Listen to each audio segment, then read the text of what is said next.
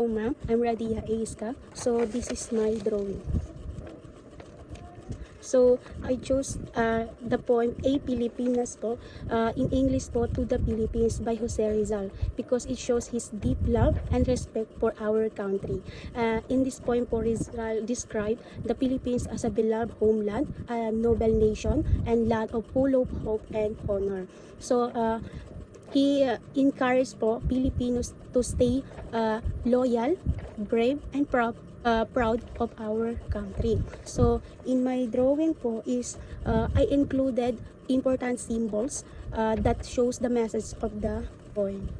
So sa aking napili na poem po, A Pilipinas, or in the English po, To the Philippines po by Jose Rizal, bago ko po explain itong drawing ko po, is explain ko po muna ano itong A Pilipinas na poem po ni Rizal po. So dito sa poem po is pinapakita ni Rizal ang sobrang pagmamahal niya sa Pilipinas. Tinawag niya ang bansa natin na Pearl of the Orient Sea po. So ibig sabihin po, napakaganda at napakahalaga ng Pilipinas sa kanya po. So dito po is makikita sa poem na proud siya sa mga Pilipino, sa tapang, lakas ng loob po, at willingness nilang magsakripisyo po para sa bayan. So kahit mahirap yung sitwasyon noon po, is naniniwala po si Rizal na hindi dapat mawala ng pag-asa ang mga Pilipino po sa ating bansa.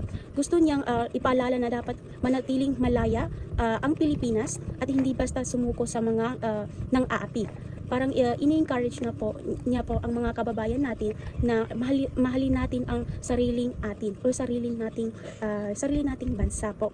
So ipaglaban yung dignidad at maging united para sa pagbabago ng ating bansa.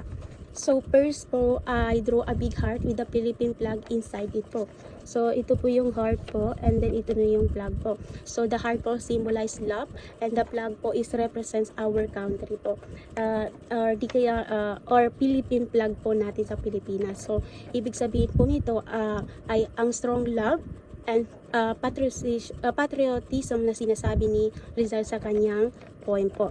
So inside the heart po, I also draw mountains, trees, and small people holding hands po.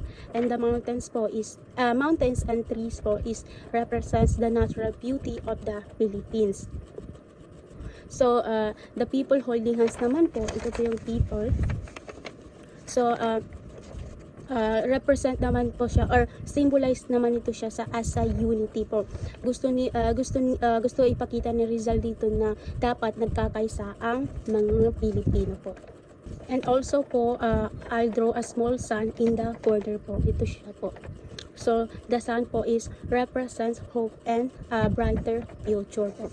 The poem po is dito sa poem po na ito is sinabi ni Rizal na sana ang glory ng Pilipinas ay patuloy na mag-shine at hindi mawala po.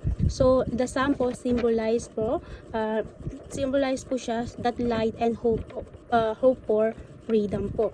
So next po is I draw a open book with the word po na nakalagay po dito, nakasulat po dito na love for the Philippines. So dito naman po is represent for education and writing. Ipinapakita po nito na ginamit ni Rizal ang kanyang talino at pagsusulat para ipakita yung kanyang pagmamahal sa kanyang country, or dito sa to the Philippines po. Hindi siya gumamit ng violence, kundi peaceful way para ma-inspire ang mga tao po, or ang mga Pilipino po. So, lastly po, I draw a girl holding the Philippine flag and placing her hand over their heart po. Ito po siya.